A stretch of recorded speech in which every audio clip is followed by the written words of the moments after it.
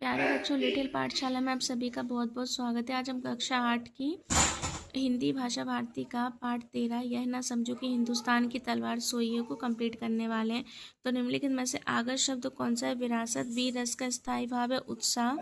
इनमें से किसने शवत्कार का आरंभ किया? सम्राट विक्रमादित्य ने। यह ना समझो कि हिंदुस्तान की तलवार सोइए कविता का मूल भाव है, देश प्रेम। इनमें से शुद्ध वर्तनी वाला शब्द श्रृंगार। इसके बाद हम आ जाते हैं खालिस्तान पर। छंद के अंतिम चरणों के समान ध्वनि वाले वर्ण आने पर तुकांत स्थिति कहलाती है। पुरुषत्व शब्द में तब प्रत्यय उपयोग होता है। तेज आसित खड़ंग तलवार से पर्यायवाची है। महाराणा प्रताप ने रक्त की अंतिम बूंद तक सफर किया। खूब लड़ी मर्दानी, वह तो झांसी वाली रानी थी। पंक्ति में वीर रस है। भारत ने संसार को कौन सा संदेश दिया है? शांति, मानवता और विश्व वेदुत्व। कविता ने वीरों की किस बात का उल्लेख किया है? साहस, वीरता, बलिदान और मातृभूमि के प्रति निष्ठा। भारत ने विश्व में कौन सा उपदेश दिया है? भारत ने विश्व को सत्य, अहिंसा और सदाचार का उपदेश दिया है। आगत शब्द किस प्रकार के शब्द है? जो शब्द विदेशी भाषाओं से आकर हिंदी भाषा में शामिल हो गए।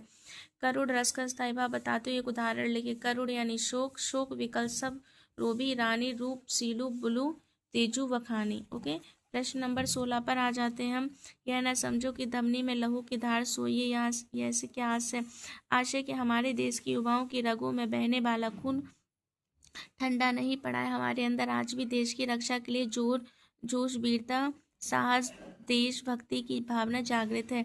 न सीमा का हमारे देश ने विस्तार चाहा है। कथन से कवि का क्या आशय? आशय कि भारत एक शांति प्रिय देश है। हमारी संस्कृति कभी भी किसी दूसरे देश पर आक्रमण करके उसकी भूमि या सीमाओं को जबरन हड़पने की नहीं रही है। हमारे मन में प्रलय की आग कब उठ सकती है और क्यों?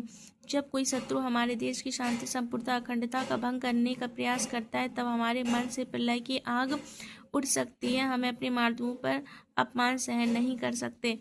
प्रश्न नंबर 19 है, हमारे देश पर यदि कोई देश आक्रमण करे तो ऐसी स्थिति में हमारे क्या कर्तव्य होंगे? पहला, मातृभूमि की रक्षा के लिए हमेशा तैयार रहना चाहिए।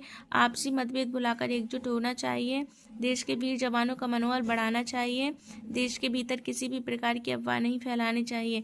प्रश्न नंबर 20 से दिया है, शांति का संदेश लाचार सोइए पद का क्या आशय है? भारत ने हमेशा पूरे विश्व को शांति का संदेश दिया है।